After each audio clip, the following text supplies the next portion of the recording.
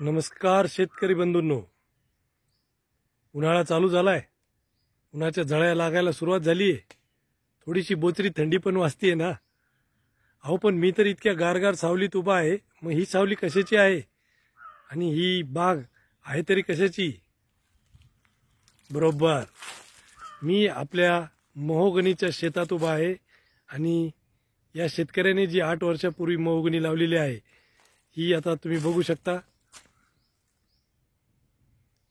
अशी डेरेदार उंच वाढलेली आहे आणि तिची सावली जी आहे ती आता पूर्ण खाली पडत आहे. आणि म्हणून एवढ्या मोठ्या उन्हाळ्यात तुम्हाला अशी थंडगार सावली निश्चितच एक आल्हाददायक वातावरण देऊन जाईल. आज आपण आलेलो आहोत राहाता तालुक्यामध्ये सोनेवाडी या गावी, जिथे नवनाथ शेडगे शेतकरी आहेत. त्यांची ही 8 वर्षापूर्वी लावलेली महोगनी. बरेचसे लोक विचारतात नगर जिल्ह्यामध्ये आपल्याकडे ते कुठे आहे का, तर हा अतिशय जुना फार्म आपल्याला बघता येईल, ज्याच्यामध्ये महोगनीची जी उंची आहे ती जवळपास 30 फुटाच्या वर आहे आणि याची जी रुंदी आहे खोडाची ती मी आपल्याला आता दाखवणार आहे.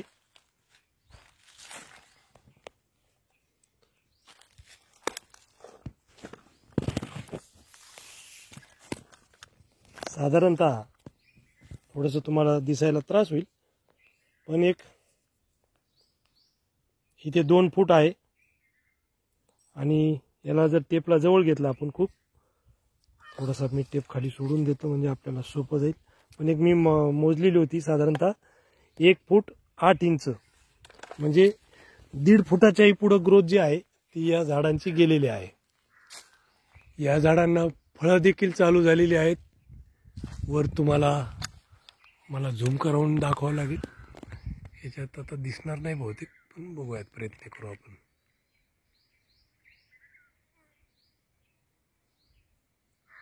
या इथे सेंटरला जर तुम्ही पाहिलं स्क्रीनच्या, तर तुम्हाला एक महोगनीचं स्काय फ्रूट जे आहे ते देखील इथे वरच्या बाजूला दिसत आहे.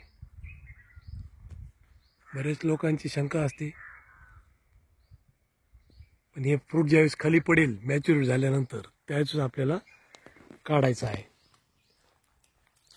अशा पद्धतीनं ज्यावेळेस आम्ही सांगतो की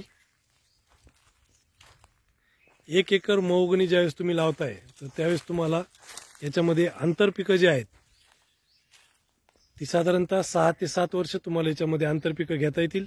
त्यानंतर याच्यामध्ये सावली बऱ्यापैकी पडते, तर तुम्हाला मुक्त गोठा असेल, एखादं जनावरांचं बंदिस्त पालन असेल, ज्याच्यामध्ये तुम्ही शेळी आहे, बकरी आहे, त्याच्यानंतर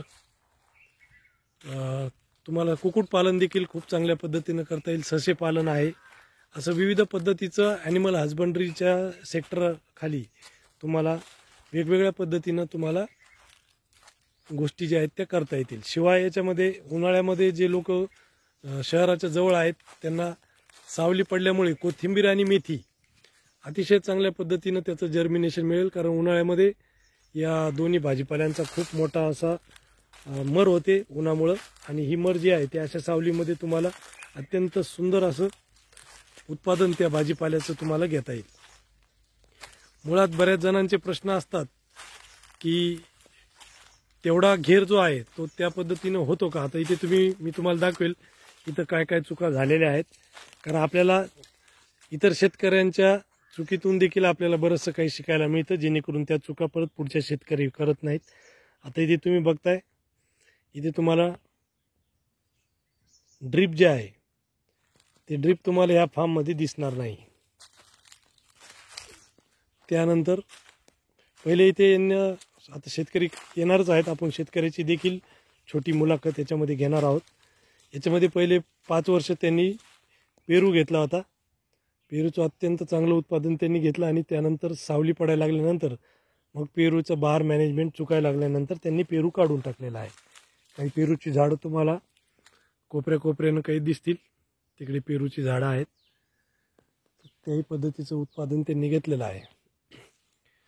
दुसरं म्हणजे ज्यावेळेस झाडं तुमचे 2 ते 3 वर्षाची होतील त्यावेळेस तुम्ही मातीला, खोडाला जी माती आहे ती माती तुम्हाला लावून घ्यायची आहे. आणि ही माती लावल्यानंतर तुमच्या 1.5 फूट जी तुमची जमीन आहे खोडापासून ती सोडून तुम्हाला चर आपोआपच ते निघतात. ज्यावेळेस आपण चर काढतोय त्यावेळेस ती माती आपोआपच वर लागते. आणि मग अशा काढलेल्या चरातून किंवा नालीतून किंवा सरीतून तुम्हाला पाणी जे आहे या झाडांना द्यायचं आहे.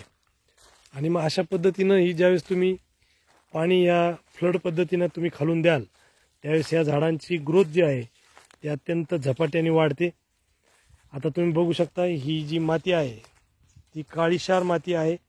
आणि तुम्हाला इथं आता मी भेगा पण दाखवतो. काळ्या मातीचं जे सगळ्यात महत्त्वाचं गुणधर्म आहे की मातीला भेगा पडतात, तर या भेगा देखील या मातीला पडत आहेत. आणि अशा वेळीस तुम्ही जर फ्लड पाण्याने इथे सिंचन केलं तर तुम्हाला निश्चितच झाडांची वाढीत तर इफेक्ट दिसेलच, पण या भेगांमुळे खाली ज्या मुळ्या वाळायचा प्रॉब्लेम चालू होतो, खाली उष्णता जाते, गरम वारं जातं, तर त्याच्यामध्ये आपल्याला या पद्धतीनं तिथे सुद्धा आपल्याला बऱ्यापैकी समाधान मिळेल की झाडाची जी मुळं जी आहेत ती वाळत नाहीत आणि त्याच्यामुळे झाडाचं एवढ्या मोठ्या वाढलेल्या झाडाचं नुकसान होत नाही. अशा पद्धतीनं ही जी आहे ग्रोथ या झाडांची आपण बघतोय. पहिलं जे कारण सांगितलं मी तुम्हाला की ते ड्रिप नाही आहे. दुसरं फ्लड इरिगेशनने हा प्लॉट भिजवण्यासाठी यांनी व्यवस्था केलेली नाही आहे. तिसरं महत्त्वाचं जे आहे ते आहे छाटणी. ह्या महोगनीच्या झाडाला दर 15 दिवसांनी किंवा 1 महिन्यानी कमीत कमी छाटणी ही झालीच पाहिजे. आता तुम्हाला मी इथे बघा, हे जे झाड आहे हे वर जर तुम्हाला बघायचं झालं तर जवळपास 25 फुटाच्याही वर झाड आहे हे वाढलेलं. याची पानं जी आहेत ती वाळून चाललेली आहेत वरच्या बाजूनी. आणि खाली जे आहे तुम्ही बघायचे इथे खूप सारं फांद्या फुटलेल्या आहेत. आता असं मॅनेजमेंटमध्ये काय होतं की शेंडा हा जो आहे तो वरचा लॉक होऊन जातो, कारण खाली फांद्या ज्या फुटलेल्या आहेत त्याच्यावर त्याचं बळ जातं. आणि म्हणून आपल्याला या फांद्या ज्या आहेत त्या रेग्युलर छाटल्या पाहिजेत. मग या फांद्या किती फुटापर्यंत छाटायच्यात, तर ह्या फांद्या तुम्ही हे झाड बघताय शेजारचं, हे मी तुम्हाला दाखवतो. याला देखील मध्ये खूप फांद्या आलेल्या आहेत. वर तुम्हाला जो सगळ्यात वरचा टॉपचा शेंडा दिसतोय आपल्याला तिथपर्यंत झाड साधारणतः 20 ते 25 फुटापर्यंत झाड जे आहे ते पूर्ण साळत चालायचे. त्याच्यावर एकही फांदी आपल्याला नकोय. आणि मग अशी झाडं साळली तर याची खोडं जी आहेत ती सरळ राहतील, वाकडी तिकडी वाढणार नाहीत. आणि अशा पद्धतीनं आपल्याला चांगल्या पद्धतीचं 20 ते 25 फूट जर आपण झाड मोकळं ठेवलं तर एक 20 घनफूट लाकूड आपल्याला एका झाडापासून तयार करायचं आहे. आपण नेहमी सांगतोय 15 घनफूट लाकूड कमीत कमी तुम्हाला मिळायला हरकत नाही मॅनेजमेंट चांगला असेल तर, पण 20 घनफुटापर्यंत ज्यांचं मॅनेजमेंट चांगलं आहे, फ्लड पाण्याने झाडं भिजवत आहेत, व्यवस्थित स्प्रे आहेत त्याच्यावर, वेळोवेळी फांद्याच्या छाटणी आहेत, अशा झाडांचं तुम्हाला 20 घनफूट एका झाडापासून उत्पादन मिळायला काही हरकत नाही. तिसरी चूक आपण इथे दाखवून दिली की फांद्यांच्या छाटण्या ज्या आहेत त्या वेळेवर नाहीत. आता चौथी महत्त्वाची चूक जी आहे ती आहे इन्सेक्ट पेस्ट मॅनेजमेंट. या झाडाला जरी ही निवांत शेती असली तरीही तुम्हाला काही ठराविक पेस्टचं तुम्हाला लक्ष इथं द्यायचं आहे. कीड जी आहे ती व्यवस्थापन तुम्हाला इथं करायचं आहे. आणि त्यातली पहिली कीड तुम्हाला मी दाखवतोय ती म्हणजे इंडरबेला पेस्ट, ज्याला साल खाणारी आळी असं आपण म्हणतो. इथे तुम्ही बघा ही जाळी जाळी इथे तयार झालेली आहे. काही ठिकाणी मी तुम्हाला अजून जवळून दाखवेल. काही झाडांमध्ये ती खूप स्पष्ट आणि खाली लागलेली आहे. तर ह्या पद्धतीनं ही जी आळी आहे साल खाणारी आळी, ही साल खाणारी आळी आपल्या झाडावरची जी साल आहे ती खात असते. इथे बघा ही जाळी तुम्हाला दिसत आहे, ही पूर्ण साल खाणाऱ्या आळीनी जाळी तयार केली आहे. इथून सुरुवात केलेली आहे तिने, इथं साल खाल्लेली आहे. आता मी तुम्हाला काढून दाखवतो हळूहळू.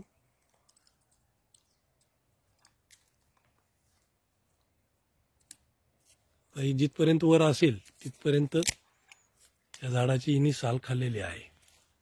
तर हिच्यासाठी आपल्याला आळीसाठी जे स्प्रे आपण दुकानातून आणतो तर ते स्प्रे आपल्याला पेट्रोल पंपाच्या पॉवर स्प्रेने आपल्याला घ्यायचे आहेत, जेणेकरून आपला स्प्रे जो आहे तो 20 फुटापर्यंत आपल्याला मारता येऊ शकतो. जवळपास 80% झाडांवर तुम्हाला ही पेस्ट जी आहे ती यांच्यात दिसत आहे. त्याच्यामुळं थोडं लक्ष देणं गरजेचं आहे. ही चौथी चूक झाली. आता दरवर्षी तुम्ही खतांचं नियोजन जर याला केलं नाही तर याची मॅच्युरिटी जी आम्ही सांगतोय 10 ते 12 वर्षात तयार होऊ शकतं, तर ती 14 ते 15 वर्ष देखील याला लागतील. कारण हा भाग जो आहे तो आता जवळपास 8 वर्षाचा झालेला आहे. आणि या 8 वर्षाच्या बागेची मी तुम्हाला जाडी मोजून दाखवली तर ती सर्वसाधारणतः 1.5 फुटापासून, काही झाडं जी थोडी कडेला आहेत तिकडच्या बाजूने तुम्हाला जी दिसतात ती 2 फूट घेऱ्याची सुद्धा झाडं तुम्हाला तिथे दिसत आहेत. अतिशय सुंदर असं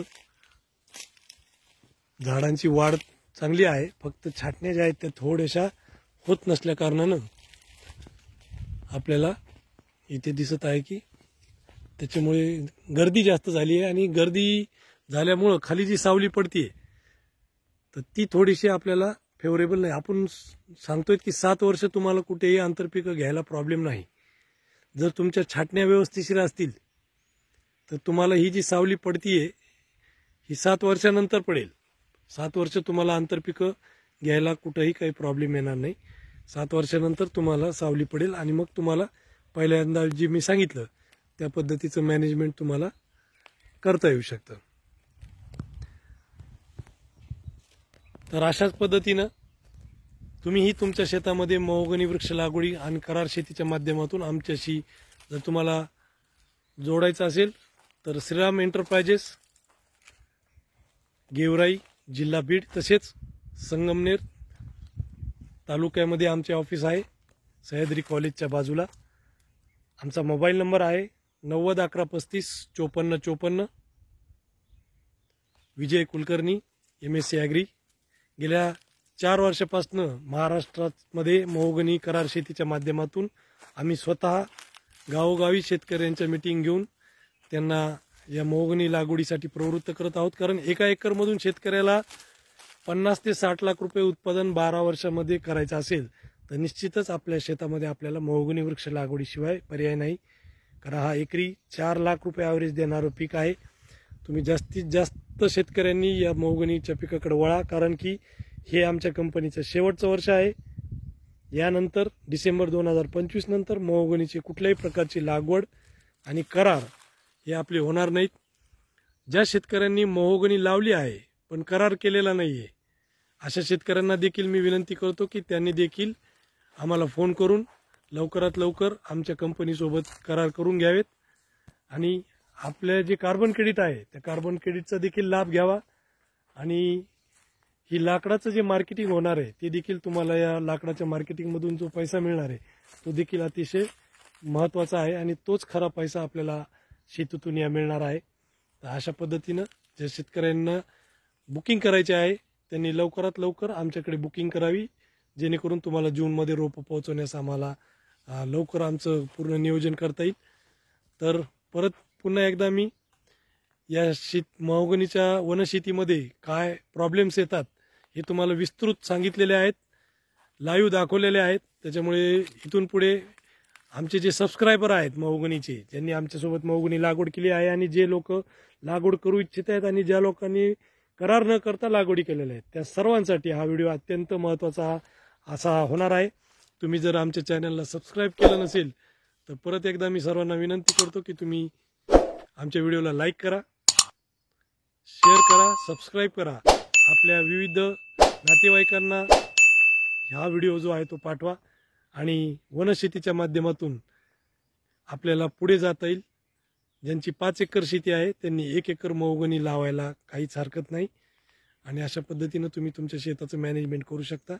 मी पुन्हा एकदा श्रीराम एंटरप्राइजेस मार्फत तुम्ही या वनशेतीच्या उपक्रमामध्ये जुळत आहात किंवा काही जण जुळले आहात त्यांना मी धन्यवाद मानतो. पुढील असेच बहारदार व्हिडिओ पाहण्यासाठी आम्हाला तुमच्या कॉमेंट्सची गरज आहे. ज्यांना ज्यांना काही प्रॉब्लेम्स असतील त्यांनी आम्हाला बिनधास्त आमच्या मोबाईल नंबरवर आम्हाला विचारा. माझा मोबाईल नंबर आहे 90 11 35 54 54. विजय कुलकर्णी. मी संगमनेर इथे असतो. तुम्ही कधीही मला संगमनेरला भेटायला येऊ शकता. धन्यवाद.